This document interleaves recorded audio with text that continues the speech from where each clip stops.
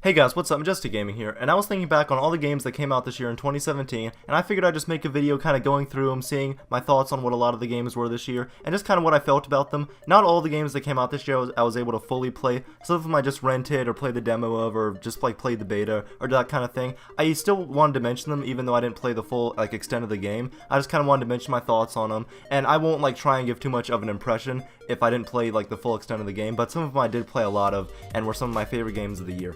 And also, I believe this Thursday is the Game Awards. I'm really excited about that. It's always kind of fun seeing what games win what awards, and there are some, I already looked at the nominations, there are some that I want to win certain things that I think are obvious, like Injustice 2 for fighting game. I don't see how that's really a competition. But anyways, that's one of the games we'll be talking about, but I just kind of wanted to go through all the games I at least got to play a little bit of this year, whether it be beta, renting, demo, or full out bought the game, and just kind of give my thoughts. I'm not going to fully talk about every single game, but I did want to talk about the games that I was able to play. So let's get right into the first game that came out this year, which was Resident Evil 7 Biohazard.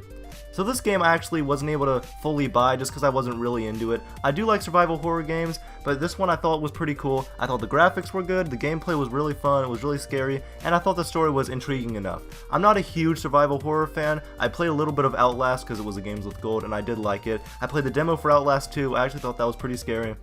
But I did really like this game, and I didn't end up purchasing it, so I don't really have much I can say about the story or the full extent of the game, but the little bit I did play I really enjoyed, and if you're a survival horror fan, I've heard from fans of, I guess, the series that they really like it, so I definitely recommend playing it, especially since I'm sure it's on sale now for a really good price, if you haven't already. The next game was For Honor, which I was actually pretty excited about. I remember seeing it unveiled at E3, and I thought it actually looked pretty cool. I remember us talking about this in a video a year ago when it first got revealed, that it kind of looked like Gears of War, sort of like the player models, and I thought kind of the slow, methodical combat looked really cool. Again, I never really actually bought this game. I did play the beta, but a lot of my friends did play this game. And just like a lot of Ubisoft games, they all stopped playing it a couple weeks later, and really it was just kind of forgotten. Similar to another Ubisoft game that came out around the same time, which I'll get to in a second. But I did think the gameplay was pretty fun, and it was kind of unique. I like the system with the different classes and the different abilities, but personally for me there just wasn't enough there to make me buy it. I did like it, I did enjoy it, but I could see how this could get boring really easily for people that bought it. And from what I've heard from my friends and all the people that did actually buy it, thankfully I didn't, but they all really stopped playing it after they got it, and I just wasn't a huge fan of it, but I did like the concept, and hopefully what I'm thinking is if they do a sequel, then maybe they'll improve on a lot of stuff, add more content, and just make it more worth the $60 price tag that it shipped with. So For Honor, played the beta, liked it, didn't love it, but I'm going to leave you to make your own decision on that if you want to end up getting that game. Halo Wars 2 was a game I never actually thought would be made. I mean, I knew a lot of the community was looking forward to it, especially kind of the cult following that the original Halo Wars had. I'm not a huge RTS fan, but I did kind of like the original Halo Wars. The cutscenes in it were awesome. That was my favorite part of the game. And I do have the game, I just haven't really played a lot of it. But Halo Wars 2, I didn't actually end up buying. I'm gonna buy it sometime soon. I'm just, like I said, not a huge fan of RTSs, but the DLC, especially Awakening the Nightmare with Return of the Flood, seemed really cool. However, it is still rated T, so we don't really get the full extent of the Flood like in the original trilogy. The art style in it, I really love kind of the merging of the new 343 Spartan art style with kind of the old original trilogy Bungie stuff. I really like. And the story also seemed like a step in the right direction too, with Atriox and the Banished being introduced, and both of them are really cool, and I really like that whole kind of concept of this new, I guess, new Rogue Covenant type thing, and it's really cool, and hopefully they will be in Halo 6, that's what I'm really looking forward to. But Halo Wars 2, like I said, I liked playing, the gameplay in it seemed good, and it seemed kind of the best they could do with making a console RTS, and now they have crossplay with Xbox and PC, so that's really cool. So Halo Wars 2, liked it, didn't love it just because I'm not a huge RTS fan, but if you have, and I'm sure the people that have played the original Halo Wars and played this, I know that they really like this game. So if you do like RTSs and you're into Halo Wars, definitely get the sequel, because from what I've heard, you won't be disappointed. I'm going to spend a total of 10 seconds on this next game because I know you don't care about it and a lot of people really don't, but LEGO Worlds came out, I played it, was able to rent it. I liked it, I guess. It was okay. I don't think it was worth $30. I probably wouldn't even buy it for $5. I just didn't really think it was fun. There's still no online. LEGO games are just, I used to really like LEGO games, but LEGO Worlds, you know, I don't know. Moving on to a game that is going to be a lot of people's nomination for Game of the Year is Horizon Zero Dawn. I just got a PlayStation last year, and thankfully I was able to try out Horizon Zero Dawn, and I actually really liked it. I was kind of concerned going in because it seemed like it just had a lot of the generic Ubisoft style, open world stuff with towers, that kind of thing, but when I was able to play it, I was actually pretty impressed. The gameplay was fun, I enjoyed it, the story was actually more intriguing than I thought it would be, but I still didn't love it, I still didn't have a huge urge to keep going. But I felt the gameplay and a lot of the aspects in it were really familiar, but they were done in a really good way, and it didn't really bother me that much. I did get around to playing it, I really enjoyed it. I don't know if it would personally make my Game of the Year since I still haven't played it that much since when I originally got it, but I know that's personally just me. I just didn't love the game, it seems, as much as other people. I still really enjoyed it. I still think it's a really solid game that if you have a PlayStation, makes a really good purchase, especially since it's PS4 exclusive. It makes a really good purchase if you're into these types of games. Go ahead and try it out, and I'm sure you won't be disappointed. It's a lot of fun, and a surprisingly well-made game. Ghost Recon Wildlands for me is probably the most disappointing game that came out this year. I don't really understand what went wrong. I remember seeing the reveal trailer last E3, being amazed, thinking it looked super cool, this huge open world, the gameplay looked really tight, having all the co-op stuff with your friends looked really fun, and then we played the beta, and I was so extremely disappointed. The driving in it is terrible. The controls as a whole just were kind of iffy. The co-op aspect seemed to work pretty well, which was good, and I liked the core gameplay. I guess what I'm trying to say was fun, but there wasn't enough there. You were paying $60 for repetitive missions that you just did over and over and over. Similar to other games kind of like Destiny, but it just didn't have enough polish. Like I mentioned, the driving was awful, and there just really wasn't enough in the game. A lot of my friends got it, and they, just like a lot of the other Ubisoft game that came out this year, For Honor, played it for a week, a month maybe, and then just never touched it again. And I was just so disappointed with this game. I don't understand really what happened, especially since I was so excited. I was fully planning on buying this game. And then after playing the beta, and even playing it on some free play days since then, I've heard they added in a PvP mode, that could be cool, but the gameplay really just wasn't good enough for me to have a huge commitment to the game, and it just didn't have enough polish around it, and it was just so repetitive and boring that I couldn't really cough up $60 to buy the game. And now going from one of my most disappointing games this year to one of my favorite games that came out this year that I'm still playing to this day is Injustice 2. Like I mentioned at the beginning of this video, I do think Injustice 2 should win Best Fighting Game of the Year because it's up against ARMS, which is stupid, Tekken 7, which I've never played, Marvel vs. Capcom I played a little bit of, it's just not really my style. So I do think this is the best fighting game that came out this year, and just one of the best games that I played that came out this year. There's a lot of stuff in it, so I'm going to try and get through it. The story mode is really well done, the cutscenes look good. It has an engaging story with great cutscenes. The gameplay is just really good and smooth. It's basically about as good as you can get for a fighting game. There's lots of great DC characters now, and even some great DLC characters that have released since then. Just about a month ago, we got the reveal of the Ninja Turtles coming in. We've gotten Hellboy. I thought some people were really excited we were going to get Spawn, but we didn't. That's okay. We got 2 Mortal Kombat characters, which, that's not great. But the DLC characters we did get were really cool. We got some fan favorites that people really wanted, like Red Hood, Starfire, and overall the gear system is huge, and I was kind of worried about the gear system, about the microtransactions, about the loot boxes or mother boxes, how they were going to work, source crystals, all of that, but it's awesome. I love the level of customization you have. The multiverse is also a nice decision that actually makes me want to keep coming back. Just like when the Justice League movie came out around 2 weeks ago, they had all the gear that you could get from their movie characters. That was cool, and that's really what made me come back to the game. And it's just basically the first fighting game I've ever played that's made me want to keep playing it after around a month. Because all the other fighting games I've played, I've just gone bored unless we're like, hey, let's go play a fighting game that we haven't played in a year. But this one consistently makes me want to keep coming back. It's the best fighting game they released this year, and just one of my favorite games that definitely did not disappoint, and is still having content released all the way until next February. I don't really know how I can describe the Friday the 13th game. I was actually pretty excited for it. I like the whole idea of it being crowdfunded on Kickstarter and all that, and I didn't have huge expectations, but I thought it would be cool, an asymmetrical multiplayer game. Someone plays as Jason where you just get to kill a bunch of counselors, and it sounded like it could be fun. And after the game initially released and hearing how little content there was, and with all the different bugs, I wasn't sure. However, I decided to buy it, and it can actually be a lot of fun with your friends. I definitely recommend playing this just with your friends. I'm not saying you can't play online with other people, but I wouldn't recommend getting this unless a lot of your friends have it, because that's really where a lot of the fun comes in. I didn't have a lot of fun playing online, but that's just because a lot of the server problems on Xbox were there for a while. There's definitely a lot of bugs, and waiting times to this day can even be really bad.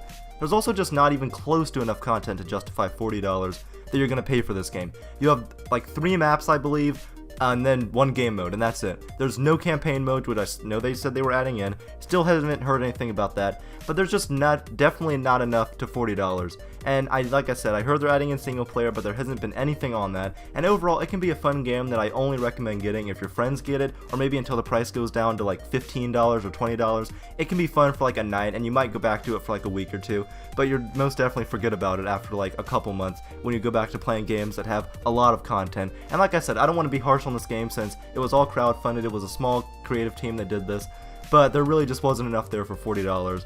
But like I said, if you have friends that want to get this game and you guys just want to have a good time playing as Jason, killing people with gruesome, cool animations, then go ahead and go for it, and you'll probably have a lot of fun. I'm also not going to spend a huge amount of time on Agents of Mayhem. I'm going to really quickly get this out of the way. Being a huge Saints Row fan, I was really excited for Volition's new game. It looked like a full-on superhero type game with guns and humor and Saints Row kind of things, but unfortunately when I did get around to playing it, I was pretty disappointed. The gameplay for me was good enough, I guess, and I liked the variety of characters you could play as, and the humor for me was kind of hit or miss. Sometimes it was good, sometimes it was bad, but that was the same way for Saints Row. And however, the missions were really repetitive, and I just got bored really fast playing it. I don't have much to say other than I was disappointed, and it's a pretty forgettable game that came out this year. But that's all I have to say about it. I was just really disappointed, and maybe if the price goes down, I will actually buy it officially, but there just wasn't enough there for me to keep me want to buy the game. Destiny 2 was definitely one of the biggest releases that came out this year, and for me, Destiny 2 is simply, technically it's better than Destiny 1, but I got bored of it faster than Destiny 1. And I think the main reason for that, for me, is personally just because Destiny 2 is just the same thing as Destiny 1. I think it's better than the first game, but oddly, I've already stopped playing it. I haven't really touched it since around a month ago, I think. I was thinking about getting the new DLC, but the game's just too, I guess, generic for me. Also, the mission design was unique and overall, and I really just enjoyed the story part. The music was great, especially that last mission in the campaign. I thought was really well done, and I really enjoyed that. I've also replayed that a couple of times. The gameplay, just like Destiny 1, is really solid. However, it's everything else around that. The Crucible is also pretty fun. I like some of the changes they made to it, but it's just too similar to Destiny 1. Even a lot of the UI, a lot of the assets they reused, it just really made me feel like I was just continuing on with Destiny 1, which I guess could be what they were trying to do, but I already stopped playing it. I got pretty bored of it. I did end up, I bought the game, I was excited for it, but I kind of wish I hadn't just because I didn't love it. And I think it's mainly because it's just more of the Destiny, and me and my friends just got bored after a while of grinding the same strikes and the same missions over and over and over. And one of my least favorite things I completely hate about this game is the shader one-time use change. I truly hate it, and honestly in Destiny 1, one of my main motives for doing stuff was making my Guardian look cool, having the cool shaders on, and now that I can never really control my shaders now, it really just takes that drive away from me. And that's really just a personal thing to me. I know other people feel the same way, but I do hate it, and it was done just to encourage microtransactions, so it's another thing with that kind of intruding on games, making them worse technically. And overall, Destiny 2 is pretty good. However, I definitely don't love it. It definitely wouldn't be one of my favorites of the year, and I think it just comes down to personal preference if you're into that type of game or not, and if you love the original Destiny. And really quickly, I did want to mention the three kind of movie interactive storytelling games that came out this year that I played. Two of them are Telltale Games, you know, those type of ones. I'm going to mention them quickly. The first one is Guardians of the Galaxy, the Telltale series. It's one of the two Telltale games to premiere this year, and I really enjoyed it. It's definitely not one of my favorite Telltale games, but it's entertaining, it's pretty strong. If you're a fan of the characters and the source material, I think you'll enjoy it. And it really just does a deep dive kind of character study on who they are, and it's really well done, and I do like it.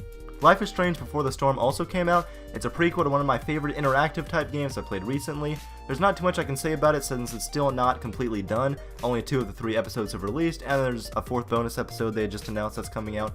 Even though it's not finished yet, if you like the original game, you'll definitely enjoy this. There are some parts that I don't like, but overall it's pretty solid. And the last one is Batman: The Enemy Within. It's season 2 of Telltale's Batman. Again, this is probably one of my favorites my favorite out of these 3. It's really well done. I really enjoyed it. I still haven't finished it because only 3 of the episodes have come out, but I do really enjoy it, and if you're also a fan of Batman or Telltale Games as a whole, I think you'll enjoy it too. And as we start getting to the end of my list, one of the games that also came out this year was Killing Floor 2 on Xbox One. I don't really have a PC that can run it, but when I heard it was getting an Xbox One release, I decided to pick it up just because I wanted to play it for a while. It looked fun. One of my friends also got this game, and I know people have been playing this for a while, but all I really want to say is it's fun every once in a while, especially with friends. However, I do wish there was a little more to do in the game, just because for me personally, there's not enough there to really keep me want to keep coming back into the game. The core gameplay is fun. I do really enjoy it, and I think kind of the weapon variety they have is really nice. The zombie variety they have is nice. The controls are really well done. They're fun, and I do really enjoy it. There's just not enough for me there to make me want to keep coming back. Another game that's really similar to that for me is Fortnite. I really like the art style of the game, and I do know how it's got the similar Battle Royale mode that came out, like PlayerUnknown's Battlegrounds, and that's really what I've been playing. I have played a little bit of it with my friends since it's free, but the gameplay is okay for me. I really enjoy how you can destroy everything and build anything you want, and that's probably my favorite part. However, I don't seem to love the game as much as everyone else does for some reason. I just don't love it that much. I do want to try out PlayerUnknown's Battlegrounds when it comes to Xbox, I believe next week now, and I am really excited about that, but Fortnite, I don't love it. You might as well download it because it's free, and you can kill a couple hours and have some fun with your friends, especially with all the stuff you can do in the game, and just kind of the freedom you have in the open world. And finally, I'm going to end on 3 giant games that are released all around November of this year. I wanted to mention I'm not going to talk about Legend of Zelda Breath of the Wild or Super Mario Odyssey, both because those are Switch exclusive and I don't have a Nintendo Switch, but I've heard both of those are fantastic games, especially Breath of the Wild. I actually wouldn't mind playing that if it was obviously like on a different console, but I'm not going to buy a Switch just for it, especially because I just bought a PlayStation last year just for a game on that, and I just think that it has more of a variety. But I just want to mention that I do know those games exist, and they do seem pretty cool. But the first one was Assassin's Creed Origins for me. This was one of my most anticipated games coming out this year, and I actually wasn't disappointed. I've already done a couple videos on this game, so if you want to hear my full thoughts, you can go look at it there. But just to sum it up, the climbing mechanics are perfect, the new combat system feels really good, and it's a huge improvement. The story is pretty good, it visually looks fantastic, and the RPG mechanics actually fit surprisingly well.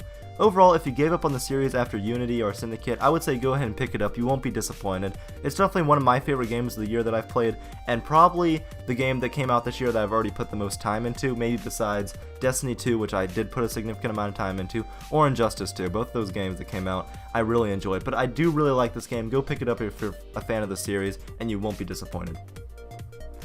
I really didn't even want to mention Call of Duty World War II just because I'm not a fan of the series. I've never really liked it. The only ones I've really played, I played a little bit of Ghost, I played a little bit of Modern Warfare 2, and I played a little bit of Infinite Warfare when that came out. I actually didn't completely hate that, even though I think it was pretty bad. And Infinite Warfare I actually pretty enjoyed. But Call of Duty World War II, I played the beta. I could see like a lot of people really liking it. I didn't enjoy it, but a lot of the game just seems pretty well made, I guess. The zombies mode seems pretty good. I don't really have much I can say about it because I don't feel like I know enough about Call of Duty as a whole to really speak about it, but you already know if you're going to buy this game or not. It's Call of Duty. Either you're not into the series and you never get them, or you really enjoy it and you buy the same game every year. So that's for you to decide. And the last game similar to Call of Duty is Star Wars Battlefront 2, which has been in the news a lot the last 2 weeks for the insane microtransactions, loot boxes, going ahead and making them out of the game just because of how insane they were. 40 hours to unlock a character, it's insane, and just the whole system of that game seems pretty broken. And then it started all this controversy about if loot boxes are gambling, and then it started being made illegal, just a whole bunch of stuff that I'm sure you've already heard about and don't want me to talk about since there's a million videos online of that. But the game ignoring the microtransaction thing, which I know you can't really do because it's integral to the progression, but just speaking about that, I've heard the campaign mode wasn't great. I enjoyed the beta when I played it, I just didn't like it enough for me to go ahead and buy the game. And I was already on the fence about maybe buying it or not, and then all the microtransaction stuff just kind of convinced me to not buy it. So that's a sale they pretty much lost because of all the microtransaction stuff, and even before that I wasn't a huge fan of the game. So you already know if you're buying this game or not. I know a lot of people aren't just because they're mad about the microtransactions, the loot boxes, and the game just besides that doesn't seem great. There's only 2 really good multiplayer modes really, and the campaign isn't as good as it could be, but hopefully for Star Wars Battlefront 3 they'll fix all this and make it really, really good. Well guys, those were all the games I was able to play this year. I know there were a lot of games that I didn't play, especially ones on the Nintendo Switch like Breath of the Wild and Super Mario Odyssey. There were also some smaller games that I've heard were really good that I also wasn't able to play. I'm not able to play every game that comes out, especially since I just don't want to like buy every game. I know what I'm into, I know what games I like, and occasionally some games surprise me. Like this year, Killing Floor 2, I was pleasantly surprised with. Assassin's Creed Origins really surprised me. Friday the 13th was better than I thought it would be, but then there were also disappointments like Agents of Mayhem for me. That was really disappointing. Destiny 2 as a whole was pretty disappointing. And just that kind of thing. Ghost Recon Wildlands completely disappointed me. I was so upset by that game.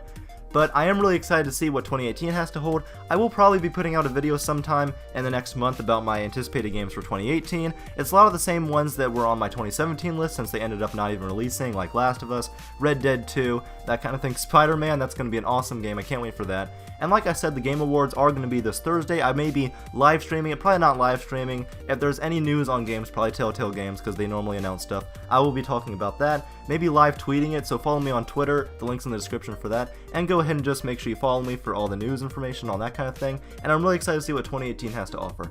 So tell me in the comments below what you guys' favorite game that you played this year in 2017 was, or your least favorite game, a game you completely hated, a game that just broke your heart, like Ghost Recon did for me. Alright guys, thanks for watching, I'm Just a Gaming.